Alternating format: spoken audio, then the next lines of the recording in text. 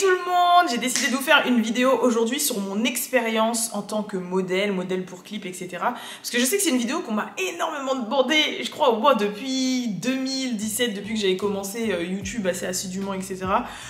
Et c'est vrai que je me suis dit pourquoi pas vous raconter mon expérience, comment je l'ai vécu, pourquoi je l'ai fait, pourquoi j'ai arrêté, ce qui était positif, ce qui était négatif et tout ce qui s'ensuit. En plus comme ça peut-être que ça pourrait guider certaines personnes qui voudraient peut-être devenir modèle. Après je pense que depuis mon expérience, vu qu'il y a eu énormément de changements entre le Covid, le confinement, l'expansion de TikTok, etc.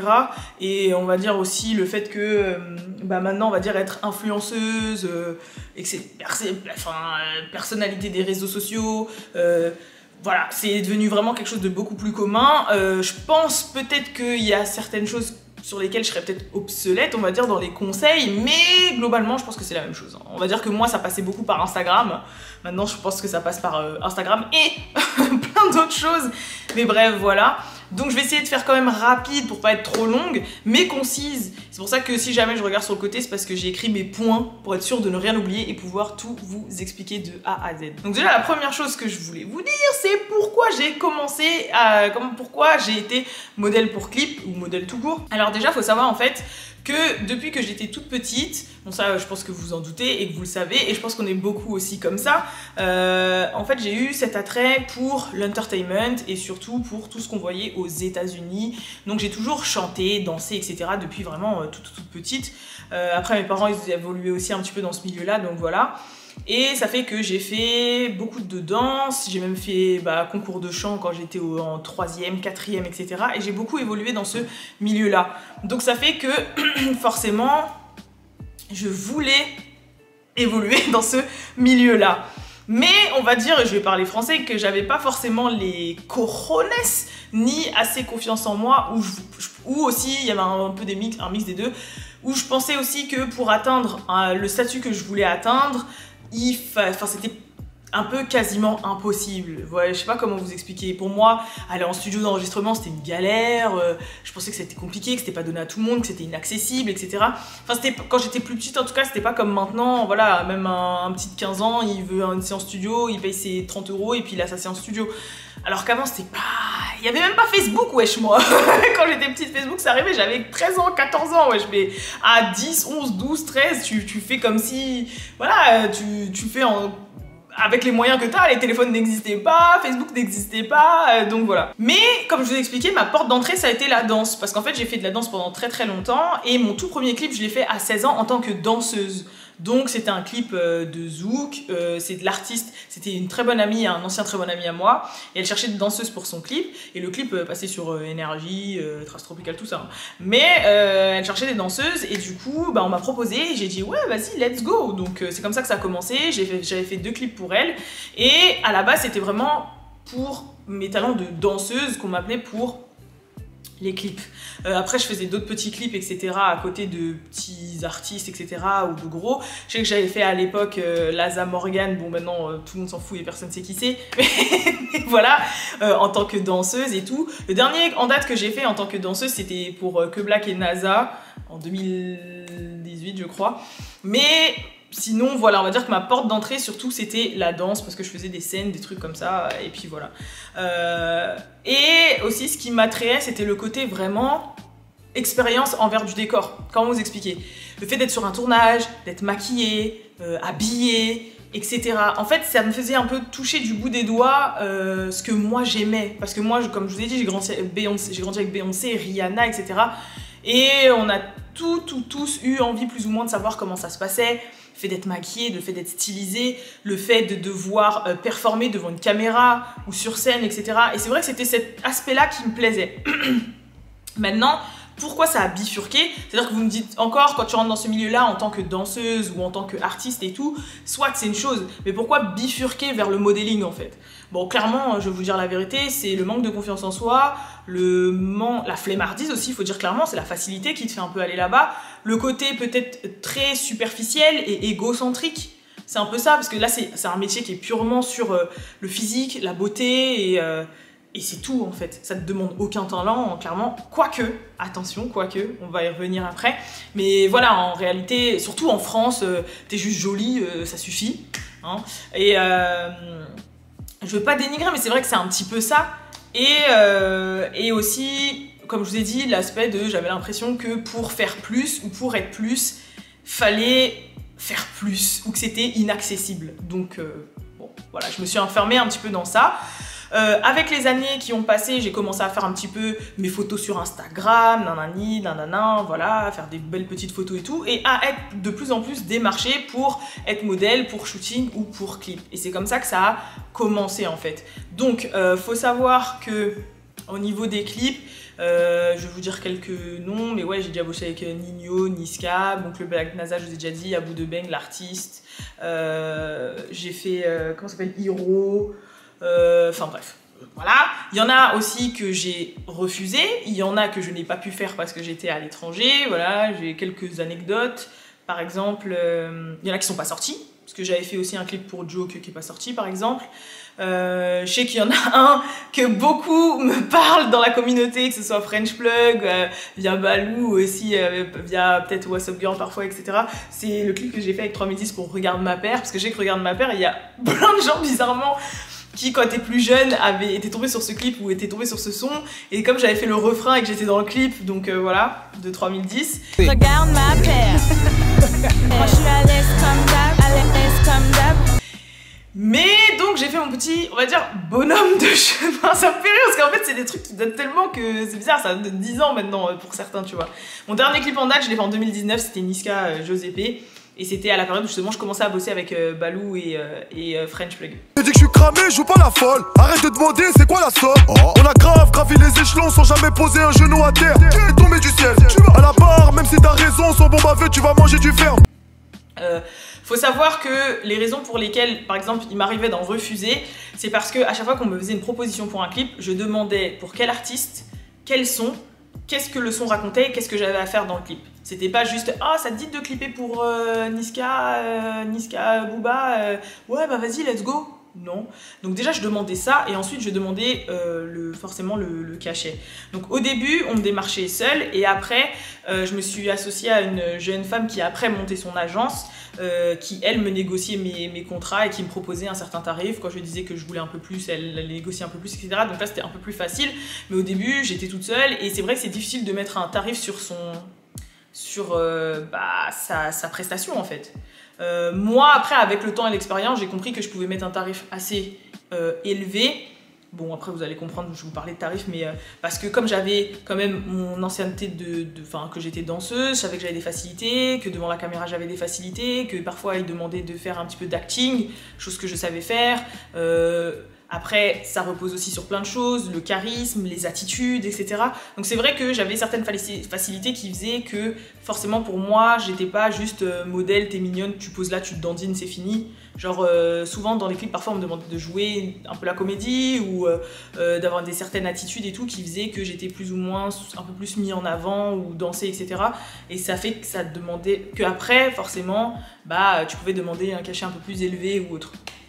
Donc voilà, alors ouais, donc comme je vous ai dit, je demandais ces 3-4 questions là et forcément j'ai des parents, hein, j'ai des frères, j'ai des petits frères, j'ai des parents qui soit cautionnaient le fait que je fasse des clips, mais fallait pas pousser le bouchon trop loin, n'est-ce pas, ça va aller. Donc dès que c'était des trucs trop osés, qui allaient trop dans le vulgaire, etc., je disais non, voilà, clairement je disais non, je voulais pas, etc.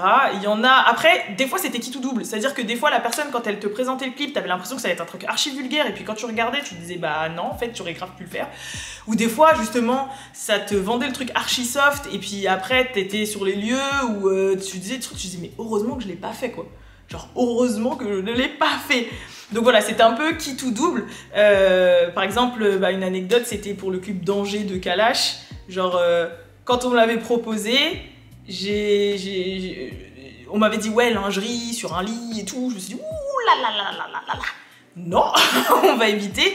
Et c'est vrai que quand au final tu vois le rendu, tu dis bon, ça passe en fait. C'est pas vulgaire du tout, ça va, ça passe, etc. Bon après, ils ont pris Tina Kunake, donc je vais pas me plaindre. Mais donc voilà. Et après, il y en a aussi parce que je n'étais pas disponible. Par exemple, j'étais en stage à l'étranger pour mes études à Miami quand on m'avait proposé pour faire réseau. de Niska pour être la modèle et j'ai dit bah, j'étais pas là. Donc voilà. Mais ce qui était important, c'était de savoir qu'est-ce que tu vas y faire, quand, pourquoi, et aussi sur quelle musique. Pourquoi je vous dis ça? Parce que on m'avait proposé aussi de faire un clip, c'était le son Angela de Aya. Bah c'est Aya, je sais que ses clips sont pas vulgaires en plus, et tout ce qui s'ensuit, et que c'est une artiste que je valide. Le souci c'est que bah, l'histoire de Angela, c'est que c'était la fille facile du quartier, et que c'était pour que je joue Angela. Bon, on va éviter, voilà. En plus, ça, c'est les genres de trucs qui te brûlent, en fait. C'est-à-dire qu'après, limite, dans la rue, les gens vont dire hey, Angela, tu vois, ils vont te reconnaître que pour ça. Non, ça va aller, c'est bien, c'est un rôle et tout, mais bon, voilà. Alors que pas du tout vulgaire ni rien, mais je pouvais pas jouer ça. Du coup, c'est vrai que, après, donc ça, c'est en fonction de vous, de vos limites, de vos valeurs et de vos principes. C'est en fonction de où vous mettez vos barrières, en fait. Il y en a qui peuvent aller beaucoup plus loin, comme il y en a qui peuvent moins accepter. Par exemple, moi, j'ai jamais eu spécialement de problème. Bon, avant, maintenant un peu plus parce que j'ai pris un peu de poids, mais j'avais jamais de problème vraiment à montrer mon corps, mais ça dépend. Vous voyez ce que je veux dire? C'est-à-dire jusqu'à où en fait? C'est-à-dire que voilà, dans le clip que j'ai fait de Nino et Yaro, j'étais en maillot de bain, mais on était dans une villa en Grèce, il y avait piscine et tout. C'est logique qu'il y ait une meuf en maillot de bain, mais tu me mets, je sais pas moi, en lingerie dans un garage, je vois pas le rapport. En fait, voilà, c'est en fonction de vous et de comment vous pouvez, ce que vous pouvez faire, si vous trouvez que c'est logique, si ça peut vous coller à vous, si ça vous va, si ça ne touche pas votre âme, votre conscience et tout ce qui s'ensuit. Donc voilà, faut savoir que c'est les raisons pour lesquelles j'ai pu refuser ou ne pas faire. Après, je vais vous dire un petit peu, je vais vous parler un petit peu des conséquences positives et négatives de d'être modèle pour clip. Donc je vais commencer par le positif quand même. C'est vrai que ça booste la confiance en soi. Clairement, ça booste la confiance en soi. En plus, moi, ce qui est archi bizarre, c'est que les années où j'ai fait modèle pour clip, c'était les années où j'avais le moins confiance en moi. Donc c'était très bizarre en fait. Quand j'ai commencé à être modèle pour clip, c'était les années où j'ai commencé à être très complexée par mon corps parce que j'avais pas beaucoup de forme. J'ai tourné des clips à une période où j'étais en dépression, où j'avais perdu je sais pas combien de kilos. En fait, c'était trop bizarre. Comme quoi, en vrai, ça ne veut rien dire, mais c'est vrai que c'était très étrange, mais c'est vrai que ça redonne confiance en soi en fait. Surtout quand parfois vous êtes mis en avant ou que voilà, vous faites des petites scènes en plus ou je sais pas moi que... C'est vrai que ça booste un petit peu sa confiance en soi. Je sais pas si c'est positif, mais c'est un petit peu dans la continuité. C'est vrai que c'est un petit peu bon pour l'ego aussi, dans le sens où ah c'est toi la meuf dans le clip de, ah c'est toi la meuf dans le clip de, ah ouais t'as fait ça, ouais t'as fait ça. Voilà, on connaît tous ça, hein, voilà.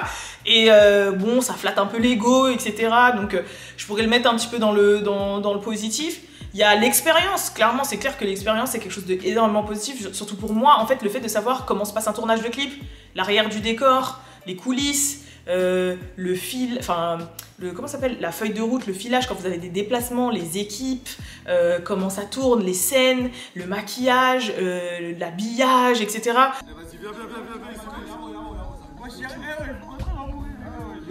Non mais il va tomber là. C'est vrai que moi, c'est tout ça qui m'intéressait et franchement, ça, c'est vrai que c'est super intéressant. T'as pas forcément besoin d'être modèle pour être à l'arrière d'un clip, hein. On peut t'appeler parce que justement, t'es quelqu'un de la technique. Mais c'est vrai que ça, c'est au niveau de l'expérience, ça peut être sympa. Encore plus quand vous avez des tournages à l'étranger ou dans le sud de la France ou autre. C'est vrai que c'est sympa en fait. Faut pas se leurrer. Tu te déplaces, tu prends l'avion, tu prends le train, en plus t'es payé, tu vas vivre une expérience de ouf et tout, donc... C'est génial ce qu'il propose là.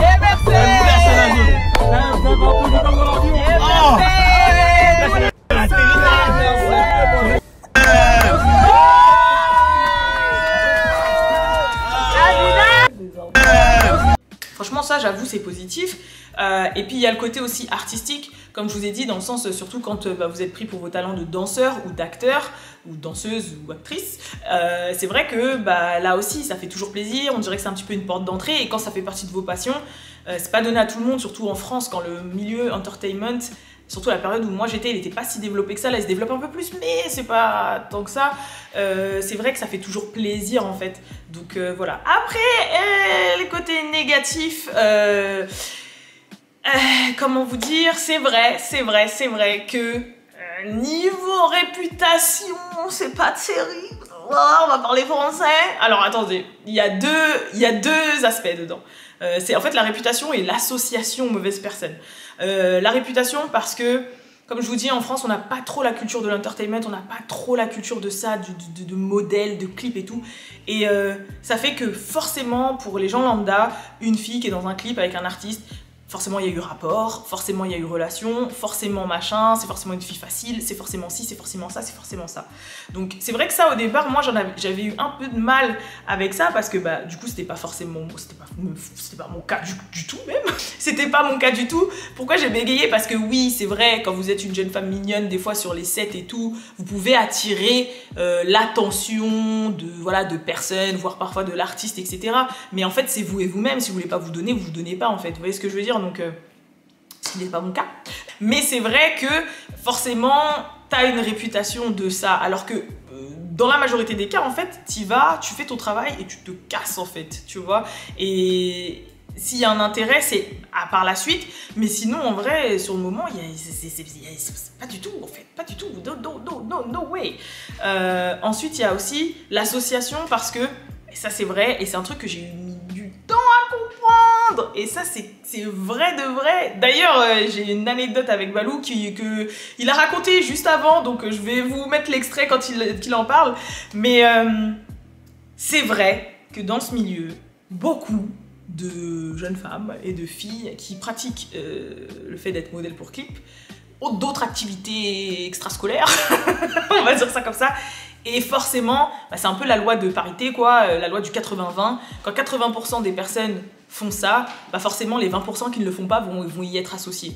Et moi au départ je comprenais pas parce que je me disais mais c'est pas possible et tout. Et c'est vrai qu'après, à force de côtoyer ce milieu, même de sortir et tout, bah tu vois que si c'est le cas. Donc forcément tu peux comprendre pourquoi les gens de l'extérieur, de l'extérieur peuvent te voir comme une fille qui fait des activités un petit peu... voilà, des activités rémunérées d'une manière assez spéciale. Parce que bah tu vois que t'as fait un clip avec 3 autres filles et que les 3 autres filles elles font ça et que toi non. Tu vois, toi t'étais dans ton délire de ouais c'est les US et tout, je suis modèle pour clip et bah pourquoi si les 3 autres c'est avéré, pourquoi toi tu le serais pas? Ils te connaissent pas les gens, donc forcément ils vont t'associer à ces personnes là. Et c'est vrai que ça c'était vraiment très compliqué parce que bah moi je comprenais pas en fait. J'ai dit pourquoi forcément, pourquoi les gens ils vont penser ça, pourquoi ils pensent ça alors que pas du tout en fait. Et c'est vrai que ça c'est quelque chose de compliqué. Et aussi, ouais, bon ça je vous l'ai déjà dit, parce qu'en France c'est vrai que la vision française de la modèle pour clip, surtout dans le hip-hop, elle est pas très... Déjà aux États-Unis je peux le comprendre, et encore ça dépend parce qu'il y a une différence entre modèle, vixen et tout, et en fonction de ce que tu fais. Et tu peux même avoir des opportunités aux États-Unis, mais je vais en parler un peu plus après. Mais c'est vrai qu'en France c'est pas trop développé que ça, quoi. Voilà. Et oui, du coup, l'anecdote avec Balou, c'est parce que c'est la première fois. Je connais Balou depuis longtemps, mais moi je le regardais en mode un peu fangirl à l'époque où il dansait avec T-Pain, avec Chris Brown et tout ça là, à l'époque de Skyblog. Mais sinon, la première fois qu'on a eu une interaction, c'était en 2012-13. Et justement, bah, il avait un site internet et de toute façon, bref, il l'a expliqué. Donc je vous mets le petit passage en vidéo où il l'explique, mais voilà. Alors laisse-moi raconter, j'aime pas trop comment Vas-y. Alors, je sais pas si vous vous souvenez de l'époque de Worldstar Candy. C'était des modèles un peu... voilà. C'était très sexy. C'était très sexy. Moi j'avais kiffé l'idée, mais je voulais pas le faire de la même manière. Je voulais qu'on soit une agence qui recense en fait toutes les modèles de clips, parce que je connaissais un peu tous les rappeurs, je faisais des rendez-vous un peu avec tout le monde et tout, et je me suis dit c'est une manière de faire de l'argent, et on va pas se mentir que les modèles ont un impact dans la musique. Quand tu regardes Bernice Burgos, Amber Rose, Ruby Rose, tout ce qui finit en Rose, donc c'était peut-être ça le secret. C'était ça, fallait se finir par Rose en fait. Et du coup j'avais organisé un shooting, tu vois, et j'avais, comme elle a dit, une collègue qui bosse avec moi, qui allait chercher des têtes, etc., des meufs qui étaient déjà dans le milieu ou pas, et elle avait ramené Alisha. Et en fait, quand le shooting il a commencé, j'écoutais un peu les meufs qui parlaient, j'écoutais ce qu'elles disaient et tout, et je voyais que c'était un délire en fait qui allait pas dans ce que j'avais imaginé. Voilà, je veux pas tirer, mais ça allait pas dans ce que j'avais imaginé, tu vois. Et quand j'ai croisé... Ça allait plus tourner du côté Worldstar Candy, du coup. Bon, voilà. Moi j'ai pas dit ça, c'est toi qui l'as dit. Ça allait plus tirer par là. Et du coup, et je vois Alisha, et je vois elle est dans son petit monde, en fait je vois qu'elle dans sa tête, elle est dans Shake It Up. Ouais voilà, j'étais en mode, tu connais Alia, qui de Chris Brown, genre c'était pas... c'était quasiment il y a 10 ans, donc on était jeunes. Ouais. Donc elle était en mode, ouais, je croyais qu'elle allait être dans un truc d'Alia et tout, et je la voyais toute innocente, tout ça. Je l'ai pris par le bras, je dis viens voir toi. Je dis toi tu fais pas ça. Elle dit hein. Je dis non, toi tu vas pas faire ça. Et elle a rien compris, mais elle l'a pas fait au final. Je l'ai pas fait et tu m'as fait tourner un clip. Exactement, et là c'était un clip soft, etc. Ouais, bah avec... Voilà, c'est un clip qui date soft. Et on a même commencé à collaborer ensemble, en fait, tu me faisais écouter la musique que tu faisais. Il y a mon... Désolé, vas-y. Vas-y, désolé. Je peux pas comprendre. On n'est pas censé voir les bretelles, vas-y. Les bretelles? Ouais, non. Ok, et du coup, ouais, après ça, on a commencé à se rapprocher, tu venais au bureau de temps en temps, tu me faisais écouter ta musique, etc. Et c'est là où on a commencé à se connecter. Voilà, c'était la petite intervention de Balou. N'hésitez pas à aller acheter Vas-y. Merci. Et du coup, bah voilà, en gros, dans l'histoire, c'est ça, c'est que ça allait partir dans un site un peu plus olé olé. Et moi, j'étais pas du tout dans ce délire. Donc pour vous dire que si déjà je collais même pas quand ils me voyaient de loin à l'atmosphère, c'est que vraiment c'était pas... En fait moi je voyais vraiment le truc comme c'était. Moi dans ma tête j'étais honey. J'étais dans Sexy Dance. J'étais dans les trucs comme ça, dans les clips et tout, mais j'étais pas du tout dans la réalité. Pourquoi j'ai arrêté le fait d'être modèle pour clip? Alors déjà faut savoir qu'au début j'ai commencé à avoir des red flags. Les red flags, je pense que vous savez ce que c'est dans une relation, quand il y a des petits signes. En fait c'est les petits signes qui te disent bon c'est un petit peu bancal là je crois, quand t'es dans une relation ou quand tu parles à quelqu'un. En fait c'est quand j'ai commencé à aller sur les clips que je parlais. Du coup il m'arrivait d'échanger avec certaines personnes, que ce soit par exemple les maquilleuses, dont il y en a une qui est devenue une très bonne amie à moi maintenant, qui s'appelle Julia Hachen, qui m'a maquillée 2-3 fois sur des clips, qui est devenue une très bonne amie à moi. Les maquilleuses, parfois le réal, parfois les artistes eux-mêmes, etc. Et que je leur parlais et qui me disaient mais pourquoi tu fais modèle en fait? Et genre leur réaction, c'était bizarre. Genre ils me disaient mais pourquoi t'es là? Pourquoi tu fais modèle? Wesh, en gros tu peux mieux faire quoi. Et moi qui étais tellement dans ma wares, je comprenais pas pourquoi ils me disaient ça. Je disais mais attends mais c'est bien non? Je leur disais pas ça, mais je disais ouais non. Bah moi en fait je leur répondais sincèrement.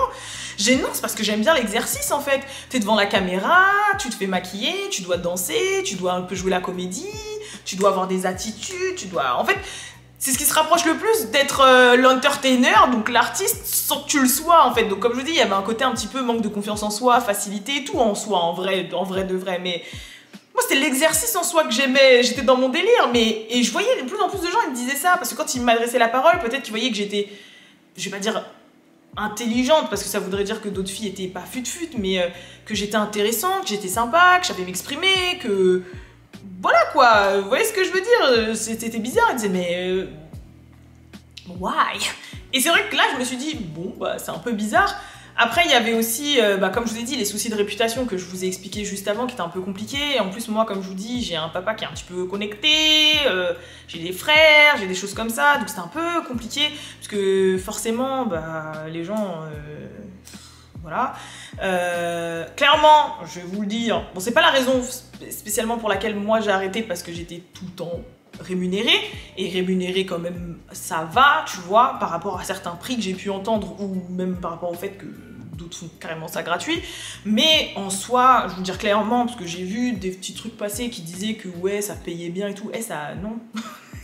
Non, avant oui, peut-être, parce qu'avant c'était vraiment reconnu comme un vrai métier, etc. Il y avait des... Bon là aussi il y a un peu des castings, mais pas vraiment, on te caste par rapport à ton physique sur Insta, tu vois. Mais sinon en soi, avant c'était vraiment qualifié d'être un vrai métier. Et maintenant en fait, il y a eu une vague à un moment où tout le monde voulait devenir modèle pour clip. Voilà, là je vais être dans le clip de machin, dans le clip de machin, je vais dans le clip de machin. Du coup en fait l'offre a dépassé la demande, et résultat il y avait des filles qui acceptaient pour gratuit en fait. Ça me faisait penser un peu à une interview que Amber Rose elle avait fait, je me rappelle, sur Hot 97, et elle parlait du métier de modèle, et elle disait ouais la nouvelle génération ils ont complètement fucked up le game en fait, parce que avant moi quand je faisais une presta j'étais payée je sais pas combien de K, et quand maintenant il y a des typeux qui arrivent et qui disent juste parce qu'elles veulent être à côté de l'artiste dans le clip, elles disent moi je fais gratuit, ou parce que peut-être qu'elles veulent, je sais pas moi, tenter quelque chose, un rapprochement, ou la réputation, ou qu'on voit leur tête, elles font gratuit. Ça fait que toi qui vois plus ou moins ça comme ok truc, mais que quand même tu bosses ton corps, tu danses, tu fais de l'acting, tu machin et tout, et qu'on te dit 50 balles, tu dis wesh, je prends ma journée, il m'arrivait de venir avec des valises de vêtements, avec des vêtements que je prêtais à d'autres modèles. Des fois, carrément aussi, les stylistes, c'était pas trop ça, donc je m'habillais moi-même. Et heureusement que je faisais ça, s'il vous plaît. Mais pour vous dire que je prenais vraiment ça au sérieux, en fait. Je prenais vraiment ça au sérieux. Des fois, je venais, je savais que des fois, il n'y avait pas ma teinte de fond de teint, je prenais mon fond de teint. En fait, c'était vraiment, tu fais ta valise, tu sais quoi ramener, quoi faire, pas quoi faire, occuper l'espace, machin. C'est quand même, ça demande quand même, je sais pas, mais quand voilà, je vais prendre ma journée. Je vais prendre peut-être mes 2 jours. Des fois, tu devais revenir pour retourner des scènes parce que c'était mal filmé. Non. Donc, moi, je vous rassure, j'ai jamais été payée ce prix-là. Mais il m'arrivait de faire des tournages où, par exemple, j'étais la seule payée. Et je n'avais pas le droit de le dire parce qu'ils disaient, ouais, par contre, dis pas parce que les autres modèles, tu vois, ils sont pas. Genre. Et pour vous dire que, ouais, c'était compliqué, quoi. Et donc, ouais, non, clairement. Après, je sais pas maintenant, mais. Ne me dites pas, ouais, ça doit tourner autour de 80, 50, 100, 150 max, tu vois, voire rien du tout, mais non, voilà. Donc, ça fait partie de ça. Pourquoi? Parce que justement, il y a une autre raison que je vais vous expliquer juste après, mais je vais continuer quand même. Il y a aussi forcément, j'ai eu une discussion en fait avec Balou, qui se rejoint un petit peu ce que mon père m'avait dit, qui me disait pendant des années, sauf que moi je comprenais pas, hein, clairement, parce que comme j'étais comme ça, mais il me disait, mais en fait pourquoi, mon père il me disait tout le temps, mais pourquoi tu mets tes talents ou ton service, ton talent et ce que tu sais faire au service d'autres et pas de toi en fait. Et à chaque fois il me disait ça, il me disait, mais attends, pourquoi tu fais pas ton propre clip, comme ça tu danses dans ton propre clip et t'es modèle dans ton propre clip pour toi. Et moi je comprenais pas, parce que moi c'était vraiment l'exercice de, ouais, moi j'étais matrixée, Chris Brown, Drake, wouh, tu vois. Et en fait, et je comprenais pas. Et une fois, en 2019 d'ailleurs, mi-2019, j'ai eu une conversation avec Balou, sérieuse, où il m'a ouvert les yeux, où il m'a parlé français, j'ai chialé toutes les larmes de mon corps, c'était très difficile. Balou en est témoin, parce qu'il est derrière moi. Ouais. Balou en est témoin, c'était très difficile, mais c'était limite, il mettait les clips dans lesquels j'étais, ou d'autres clips, il m'ouvrait les yeux comme ça devant l'écran, il me disait « Qu'est-ce que tu vois là? Qu'est-ce que t'entends? Tu peux pas me dire que nanana ?» Et puis... Voilà, on a beaucoup parlé, il m'a vraiment dit, voilà, mais attends, tu peux pas faire ça alors que si, que ça, t'es capable de ci, t'es capable de ça, tu peux faire ci, tu peux faire ça, t'es intelligente, t'as un bac plus 5, tu machin, tu truc, regarde, machin, tu sais danser, tu sais chanter, tu sais... Non. Et mais moi, je voyais pas le mal parce que j'étais vraiment dans mon délire des US. En fait, je réduis au délire des US, mais je pense que vous avez compris, j'étais matrixée dans mon délire, en fait. Je voyais pas ce qui était malsain dans ce que je faisais. Et en fait, il me disait bah si. Sauf que moi j'étais tellement, dites-vous que j'étais tellement aveugle que parfois je n'écoutais même pas les paroles. C'est-à-dire que je faisais en sorte d'accepter des contrats où je n'allais pas passer pour une fille vulgaire. Mais en même temps, il me disait mais tu sais très bien que si tel ou tel artiste te met dans son clip et tu sais très bien que tel et tel artiste quand il parle de meufs, c'est pas forcément qui fait leur éloge et que va y avoir ta tête à ce moment-là. Même s'il dit pas des trucs de ouf, c'est pas comme s'il te valorisait, tu vois. Et sauf que moi, je ne voyais rien, je n'entendais rien. Moi, j'étais dans mon délire, je kiffais le tournage, je kiffais l'ambiance, je kiffais le travail que je faisais et tout. Mais c'était compliqué. Enfin, le travail que je faisais, j'ai un autre travail à côté. Je travaillais chez Nike et j'étais en bac plus 2, 3, 4, 5. Donc, enfin, voilà, en master, en bachelor et tout. Donc, voilà. Il y avait aussi, forcément, comme on dit en anglais, j'ai outgrew le métier, en fait. C'est-à-dire que quand je me suis lancée dans l'entrepreneuriat en 2019 et qu'après j'ai commencé, quand j'ai créé mon propre média, quand j'ai fini la génération, quand j'ai bossé avec Balou, French Plug et tout, j'ai vu ce que j'avais comme capacité, j'ai vu ce que je faisais et j'ai commencé à devenir ce que je faisais comme activité et ce que je faisais dans la vie est devenu niveau valeur et niveau impact, que ce soit dans la société, dans la culture et dans ce que je faisais en tant que jeune femme, était devenu beaucoup plus gros que d'être simple modèle clip en fait. C'est-à-dire que je me disais pas c'est de la merde, mais je sais pas comment vous expliquer, genre, moi j'étais animatrice radio chez Génération, t'as ta propre émission en live, tu fais des interviews d'artistes, c'est-à-dire les artistes pour lesquels tu t'étais dans le clip, que t'étais derrière comme un pot de fleurs, tu te retrouves à être en face d'eux, à les interviewer, tu vois, et à faire leur promo, tu collabores avec eux, enfin, je sais pas comment vous expliquer en fait, j'ai été devenue plus grosse que l'activité que je faisais en fait. Et je commençais à avoir un statut dans ce game, je commençais à avoir un certain statut qui faisait que je ne pouvais pas me retrouver à être modèle pour clip. Et derrière, je suis animatrice radio, journaliste, interview, host avec Balou. J'ai mon propre média hip-hop à moi et je suis modèle pour clip, c'était pas possible. Donc il y a ça. Et aussi, il y a un autre point négatif que je trouve qui n'est pas, c'est l'aspect business opportunité que par exemple on peut retrouver aux USA. Il y a, par exemple, aux US, tu peux être modèle pour clip et ça peut te donner une opportunité, un tremplin pour quelque chose quand même. Il y en a, les Bernice Burgos, les Amber Rose, comme il a dit Balou, mais je pense aussi à une autre, peut-être que vous connaissez pas, mais une qui s'appelle Neandra. C'était une curlière rouge qu'on voyait dans tous les clips de Chris Brown, etc. Bah, après, elle a fait de la musique, elle a fait partie d'un groupe de chanteuses et tout. Après, elle a fait de l'acting. En fait, il y a quand même cette opportunité, si tu arrives à sortir ton épingle du jeu aux États-Unis et que tu arrives à faire les bons contacts, à communiquer, à parler, à te linker, ça peut donner sur d'autres opportunités de business. Alors qu'en France, non. T'es juste là, t'es payé, on te dit mets-toi là, cut, mets-toi un peu plus sur la droite, cut, mais on va pas te considérer, tu vas pas faire de link. Moi, c'est par rapport à ma personnalité que j'ai réussi, comme je vous ai dit, par rapport au fait que voilà, c'est comme ça que j'ai pu linker avec Julia, machin, mais sinon, c'est pas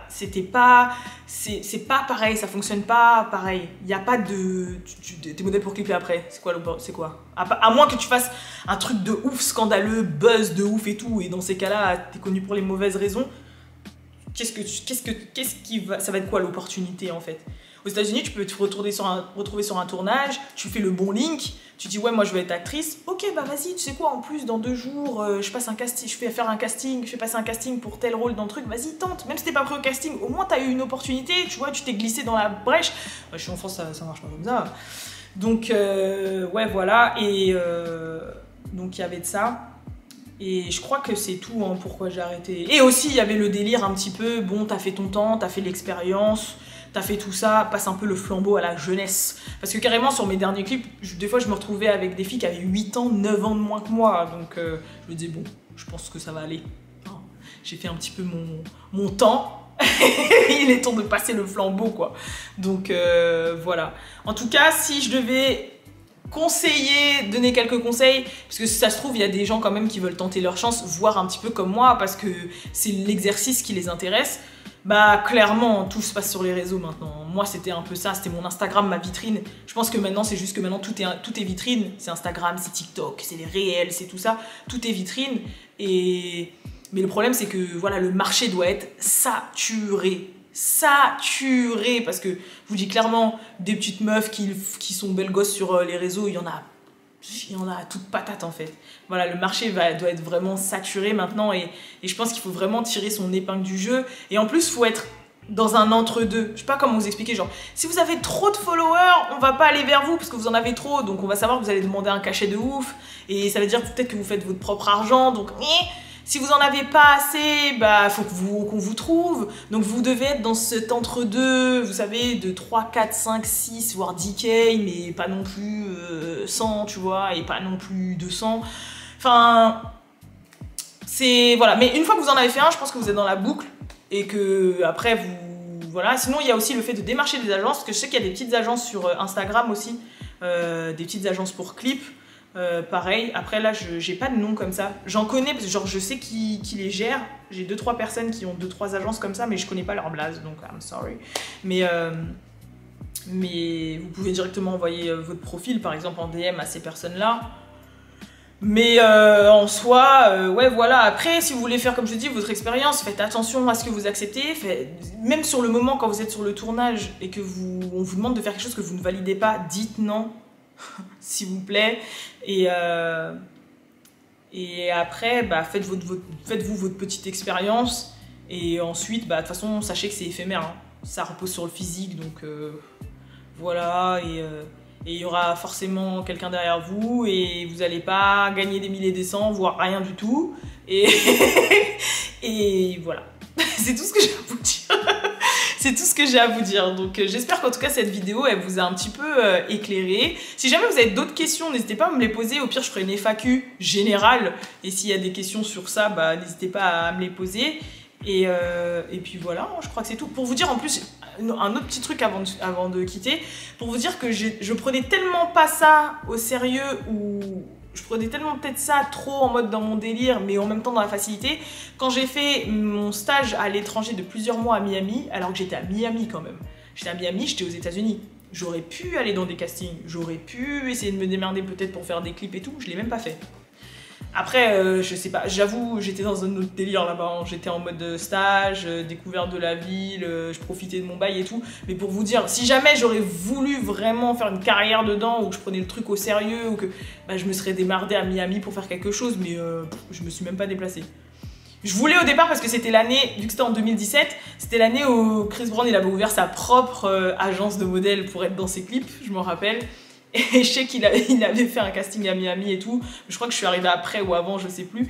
Donc je m'étais renseignée quand même avant de partir, mais au final, je n'ai rien fait de tout ça. Au contraire, à Miami, j'ai été en studio pour enregistrer un son à moi. Hey, qui est jamais sorti. Bon, mon appareil photo n'avait plus de batterie, du coup, je vous dis le mot de la fin ici. J'espère que cette vidéo vous aura plu. N'hésitez pas, comme je vous ai dit, si vous avez des questions, à vous les mettre dans les commentaires. Et puis, je vous fais de gros bisous et je vous dis à la prochaine pour la prochaine vidéo. Peace!